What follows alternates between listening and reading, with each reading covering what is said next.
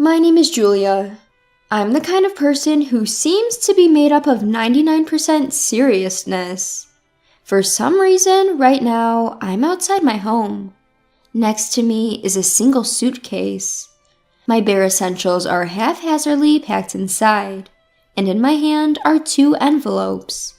Just on the cusp of early summer. On the loveliest season of the year, I was kicked out of my in-laws' house. It happened without any warning. A morning just like any other. The delicious aroma wafting from the kitchen. After a quick makeup routine in my room, I headed downstairs for breakfast. The housemaid's cooking is always so delicious, I always end up overeating.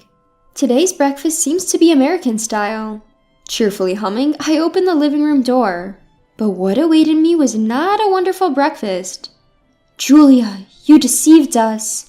My mother-in-law, upon seeing my face, teared up and began to repeat unintelligible words like liar and "I trusted you." After saying her piece, she left, leaving behind only a resentful look. On the other hand, my father-in-law just kept glaring at me, his face full of anger.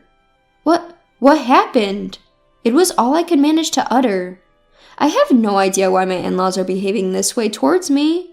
After all, until yesterday, we were getting along as well as with my own parents.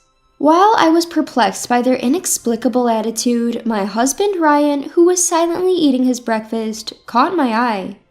Last night, he'd said he'd be staying at our other home near his company, so I thought he wouldn't be here this morning. Had he come home late last night? I hurried over to Ryan as if seeking help. What's gotten into Mom and Dad? I choked on my words just as I was about to say, they're acting. Because Ryan was also acting strange. He looked at me as if he was looking at a criminal. A contemptuous, even fearful, cold stare. Ryan? You hypocrite! Ryan spat out those words. The usual kind him was nowhere to be found.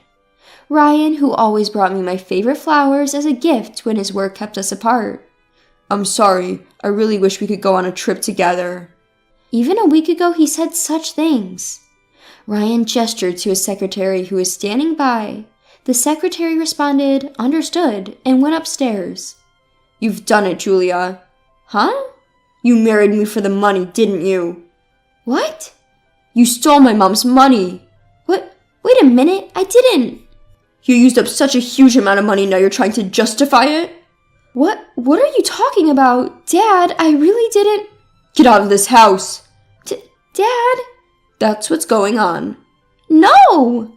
It seems that I have been accused of squandering my mother-in-law's money, and quite a large sum at that, but I had absolutely no idea what they were talking about. There's no way I would do such a thing. I pleaded over and over again, but no one would listen.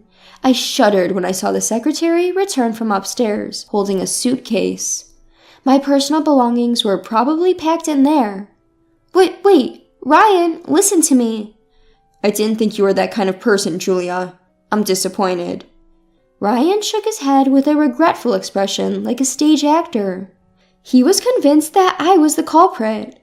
"This contains the divorce papers. Once you've signed them, send them back to me." Ryan forced the paper he had taken from his breast pocket into my hand.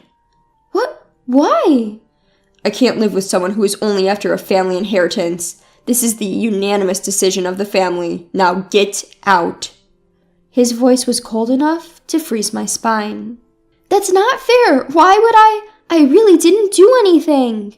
Ignoring my struggles, Ryan instructed his secretary, "Don't ever let her set foot on this property again." What are you doing? Stop it!" The sturdy secretary forcefully dragged me out of the premises with my suitcase. My face was already a mess with tears. Yes, I come from a common background. I am not rich like Ryan.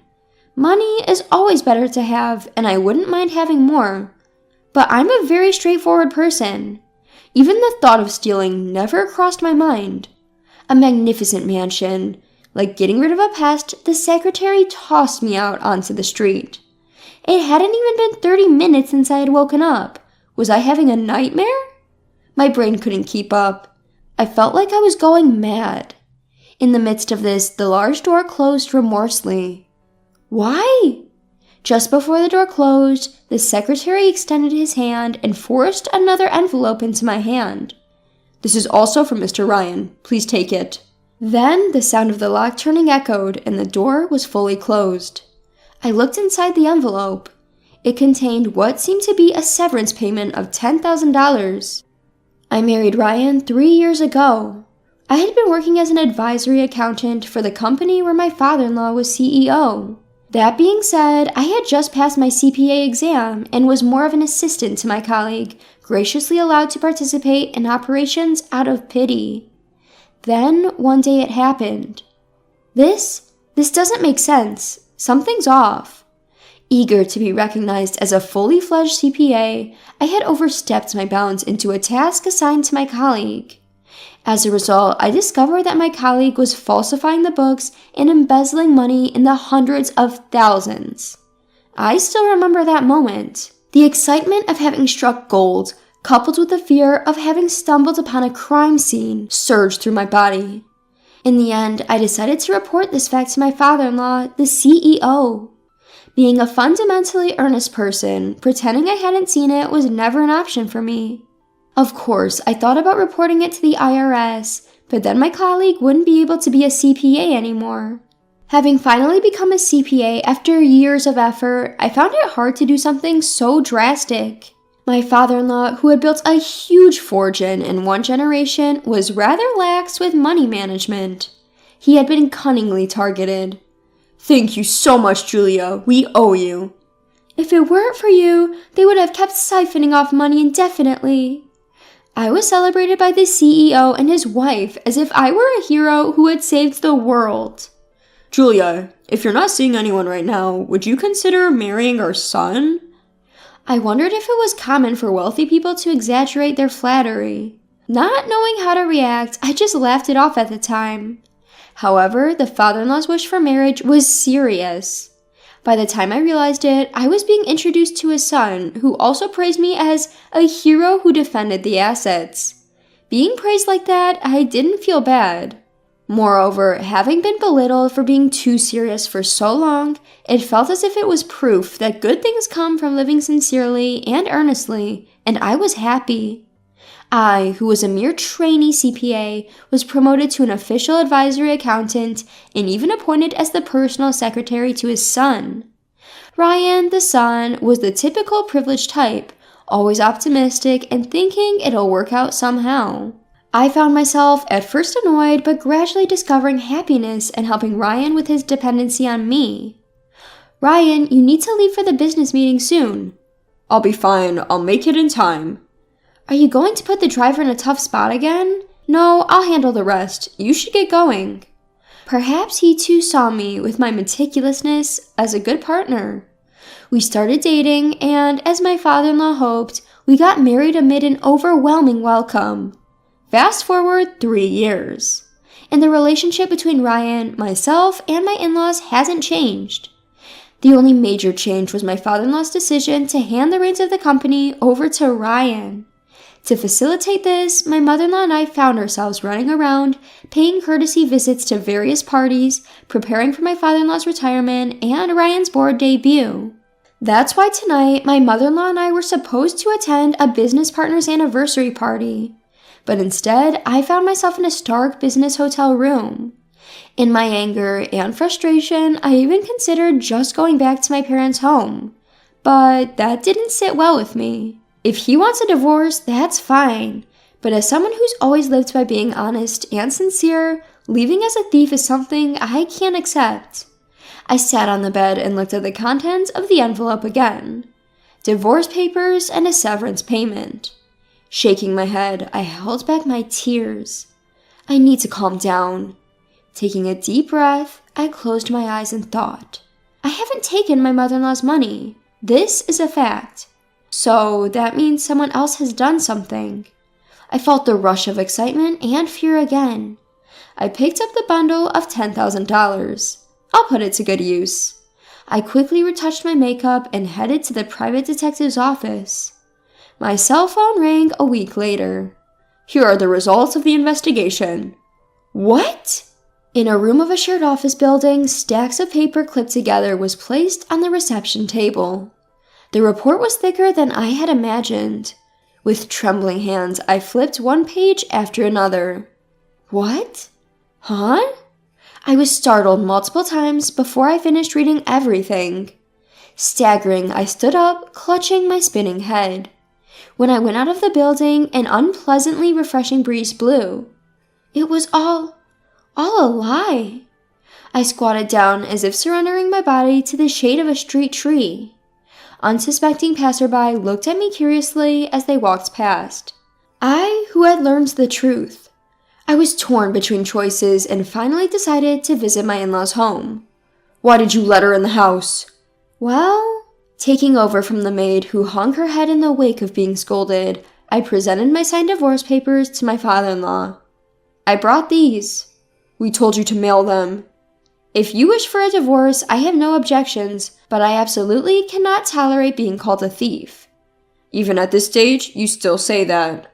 Snatching the divorce papers, my father-in-law turned on his heel to leave. But I declared to his back, I demand an apology from all of you. If you cannot accept that, I am prepared to fight this in court. At the mention of court, my father-in-law stopped. I was happy that you accepted me, a commoner. I liked you and my mother-in-law, but... I took a deep breath, clenching my fists. Then I let it out at once. I really didn't do anything. Do you understand? Let me say it again. I didn't do anything. I said it as calmly as possible. What? What do you mean by I didn't? Mother-in-law, who seemed to have been listening to our conversation from the shadows, joined in with a puzzled look on her face. I mean exactly what I said. I took out the investigation report from my bag and handed it to her, saying, Please take a look. What? What's this? What happened? The two of them were devouring the report. It looked like they were about to faint. The person who stole my mother-in-law's money, it was Ryan. Before our marriage, Ryan had a terrible habit of overspending. He said, We have enough wealth in our family to play and live for a lifetime. He always went abroad to lavish himself. His favorite was gambling, and he used to bet hundreds of thousands of dollars at a time. Even his parents felt a sense of crisis about this, so they took measures to prevent Ryan from freely using their money. Then they rebuked Ryan, telling him to earn his own money. But once the habit of extravagance sets in, it's not easy to get rid of it. So Ryan started to think. He was wondering how to get a large amount of money. That's when he instigated the embezzlement that I uncovered. Ryan had manipulated my former colleague, who was my father-in-law's accounting consultant, to falsify the books. Because I assumed it was my former colleague's doing and reported it to my father-in-law without delving further, I never reached the mastermind. In reality, all the money that my senior had manipulated was going into Ryan's pocket. When I found out about my senior's embezzlement, Ryan was thankful to me along with his parents, but he seemed to be seething inside. Were the accountant and Ryan involved? It's more like an affair, isn't it? She was married at the time. Still, Ryan told her, I love you. I want to pool money to live together, and had her embezzle. In the end, my former colleague was fired for her misdeeds. Furthermore, she was divorced because her husband had had enough of her. Despite faithfully following Ryan's selfish request to not mention his name, he ended up marrying me.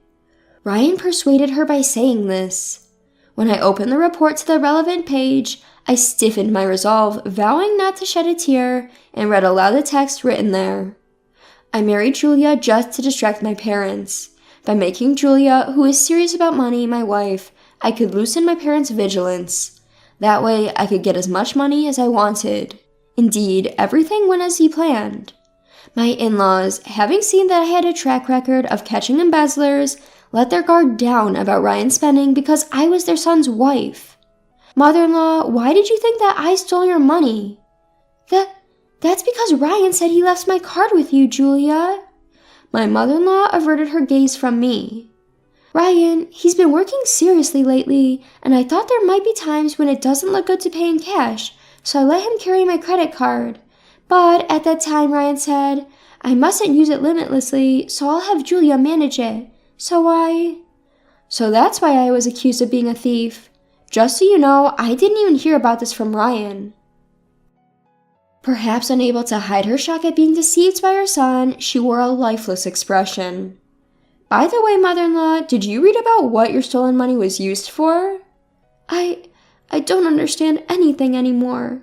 Her voice was barely audible. Tears welled up in my mother-in-law's eyes and began to flow. I handed the report back to them. Huh? The purchase of a condominium? Let me see. Huh? But he already has another house near his office. This is a condo purchased for the senior accountant. Ryan has been involved with her all along. Lately, he's been too busy with work and has been staying at the other house a lot. Seems like he was actually staying at her place. Ryan has always been with that woman? He definitely loved her more than me. Julia. I continued to speak, void of emotion.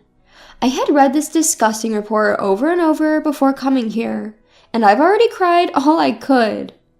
It seems Ryan is having quite a good time with the senior accountant.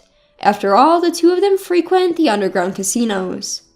Underground casinos? If you could, please look at the last page. My father-in-law hurriedly flipped the pages. Dad, what's with this amount? He's in deep with the underground casino. For the foreseeable future, he'll be struggling to pay off his debt. Underground casino? My father-in-law sank to the floor, overwhelmed. Just to confirm, no other cards have been compromised, right? Huh? Upon hearing my question, my father-in-law dashed towards the telephone in a panic.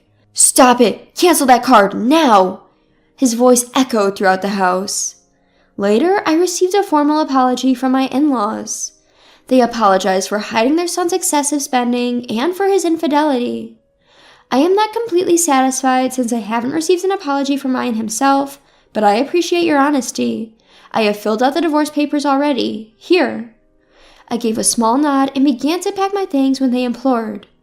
Wait, Julia. Yes, stay with us, Julia. We want you here. Their attitude had changed drastically from a week ago. After treating me like a thief, I'm sorry, but don't you think that it's a bit selfish? I loved you both. You treated me like your daughter, and for that, I'm truly grateful. But you completely ignored my words, my feelings. Do you have any idea how frustrating that was for me? I had tried to hold them back, but a tear slipped from my eye. That single tear was the trigger, and soon others followed, streaming down my cheeks. Julia! The divorce papers had been filled out accurately. This divorce is also the wish of your dear son. Why not respect his feelings? He appears to have a new partner. After wiping away my tears, I added a final touch of sarcasm. It was then an alarm started blaring throughout the house. What? Caught off guard by the sudden noise, I scrunched out my face. My father-in-law then grabbed my wrist.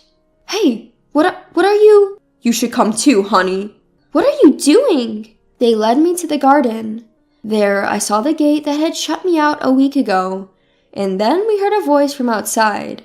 Hey, the gate won't open. Isn't anyone home? What the hell? My card isn't working either. Damn it. It was Ryan, grumbling and banging on the gate with all his might.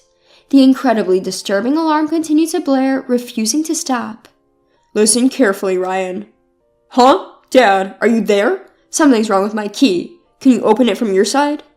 I said listen, Ryan. What? What's up? Ryan faltered, sensing something off about his father's demeanor. You have no right to open this gate. What? We've just revoked your access. Why the hell would you do that? Isn't it obvious? I didn't think you could be so oblivious. We know everything. All of it. Is Mom there too? Ryan, Julia was so precious to us, but you're different. We never want to see your face again. What? What's going on? Mom, you're there, right? Say something. We know that you framed Julia. We know you were involved in that embezzlement case. We know about your affair and your debts. We know everything. Hold on. Where did you get such nonsense from? Don't spew lies. Ryan desperately continued to defend himself. I was feeling anxious inside. Would this couple be swayed by their son's words and call me a liar once more? But my fear was unnecessary. I trust Julia. So do I. Dad, Mom? We are truly sorry. Please, would you consider taking my place? What? Hey, is Julia there too, huh? Ryan's voice, filled with rage, echoed through the air. He seemed to be causing quite a ruckus. However, unfortunately for Ryan, his resistance did not last long. The security staff that showed up after a while managed to calm him down. In the end, I decided to accept my father-in-law's proposal, but I asked for one condition. I will never lie. Therefore, can you trust me at all times? They both nodded firmly. A year later, do you really think I can handle being an executive? I hesitated in front of the door to the executive office. My father-in-law thumped me on the shoulder. Ryan and I had divorced, but I still called the CEO Dad as usual. It was a unanimous decision. But? Julia, what this company needs is someone who is honest and sincere. It's a perfect job for you, isn't it? My father-in-law gave me a gentle smile, but I decided to throw a slightly malicious question at him. Don't you regret kicking out Ryan? After all, he should be the one standing here. After that incident, the in-laws had distanced themselves from Ryan.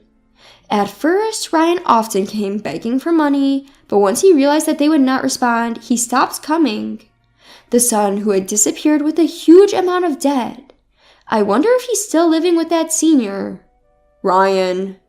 He sighed a small sigh, seeming lonely. But the one who should be standing here is not Ryan. The load was too heavy for him. Well, we who spoiled him too much are to blame. Dad? Hey, don't look so down. Stand up straight with pride. Yes. I reached out for the handle leading to the executive office.